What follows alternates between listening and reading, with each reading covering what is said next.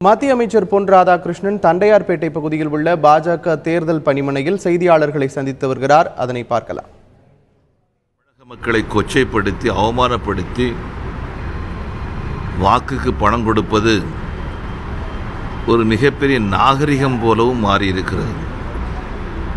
அதில் மிக குறிப்பான ஒரு விஷயம், தேர்தலுக்கு பணம் வாங்குவது தவறு இல்லை என்பது போன்ற ஒரு மனநிலையும் மக்களுக்கு இந்த கழக ஆட்சியாளர்கள் ஏற்படுத்திவிட்டார்கள். ஒரு காலத்திலே பிறரிடம் ஒரு பைசா வாங்குவதாக இருந்தாலும் கூட, தவறான விஷயங்களுக்கு ஒரு பைசா வாங்குவதாக இருந்தாலும் கூட தலைகுனிந்து நிற்கக்கூடிய நம்முடைய தமிழ் சமுதாயம் இந்த கழகங்களுடைய தவறான வழிகாட்டுதலின் அடிப்படையில் இது ஒரு பெரிய குற்றம் இல்லை என்கின்ற மனநிலை உருவாக்கியிருக்கிறார்கள். அவர்கள் கொள்ளையடித்திருக்கக்கூடிய பல்லாயிரக்கணக்கான கோடி ரூபாய்கள் இந்த தேர்தல்களின் மூலமாக விநியோகப்படுத்தப்படுகின்றன. திருமங்கலம் ஃபார்முலா என்று தமிழர்களை அவமானப்படுத்தக்கூடிய ஒரு செயலை திராவிட முன்னேற்றக் கழகம் மிக பெருமையாக உலகுக்கு எடுத்து காட்டியது. அதற்கு பின்பாக அண்ணா திராவிட முன்னேற்றக் கழகத்தைச் சேர்ந்தவர்களும் அதை கடைபிடிக்க ஆரம்பித்தார்கள். தற்போது அண்ணா திராவிட முன்னேற்றக் கழகம் இல்லாத நிலையில்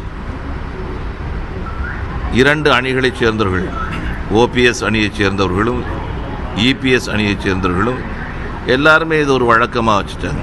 திமுக இந்த இரண்டு அணிகள் அல்லது பிரிவுகள், இந்த கழகங்கள் இந்த தேர்தலை ஒரு கேலி கூத்தாக மாற்றியிருக்கிறார்கள். தேர்தல் ஆணையம் ஆர்கே நகரில் பணப்பட்டுவாடாவை தடுப்பதற்கு முயற்சிகள் மேற்கொண்டதாக சொல்கிறார்களே ஒழிய, மறைத்து வைத்து எந்த இடத்திலும் பணம் கொடுத்ததாக நான் பார்க்கவில்லை. வாகனங்களில் போகும்போது சர்வசாதாரணமாக பணப்பட்டுவாடா நடப்பதை பார்க்கின்றோம்.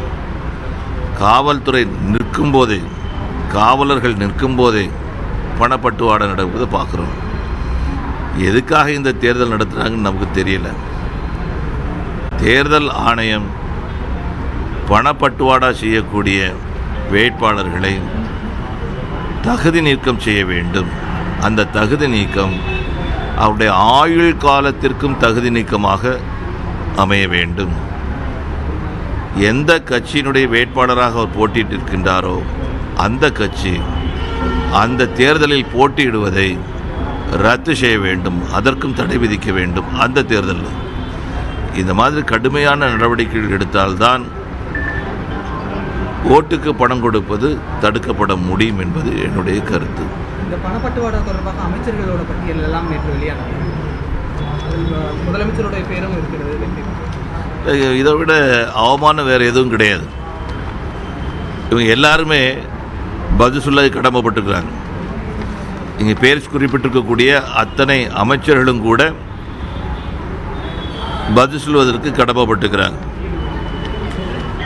இது வாக்குக்கு பணம் கொடுக்கவில்லை என்று சொன்னால், இதில் கொடுத்துருக்கு ஒவ்வொரு பகுதி எவ்வளோ வாக்குகள், அதுக்கு எவ்வளோ பணம் கொடுக்கப்பட்டிருக்குது அப்படிங்கிற எல்லாம் அதில் 85% வாக்குகளுக்கு பணம் கொடுக்கணும். அது கணக்கு போட்டு பார்த்தாச்சுன்னா சொன்னால் 4000 ரூபாய் ஒரு வாக்குக்கு வர்றது அப்படின்னு போட்டிருக்குது.